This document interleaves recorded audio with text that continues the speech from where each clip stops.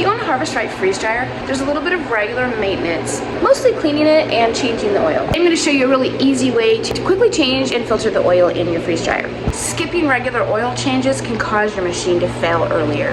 You don't want that to happen. We have the Premier pump, and it's super easy to change the oil. You just twist the knob in front.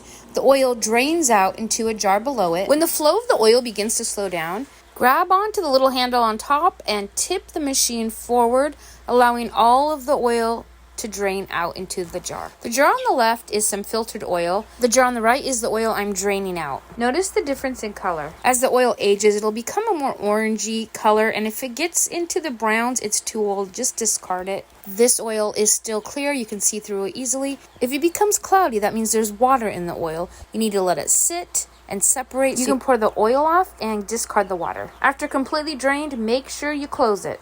The pump has a gauge on it. I always fill it to right below the max line and always keep an eye on it, never letting it get below the minimum line. You have to use freeze dryer oil. I use the Harvest Right and a funnel.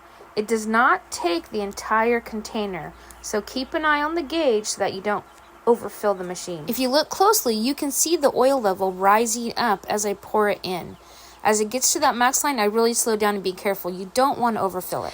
Don't forget to put the top back on and tighten it. Now, I can reuse this oil several more times. I just have to filter it. Look at the very bottom. See that junk down there? We don't want that in the machine. Harvest Right makes a filter pitcher. I always cover mine with saran wrap because there's little nooks and crannies on top and I don't want dust getting into it. It might look weird, but I just feel like it's cleaner this way. It's time for mine to have a cartridge change. You can buy those online. I'm just replacing it. I need to make sure that it snaps down tightly before I put it back inside. Put the lid on.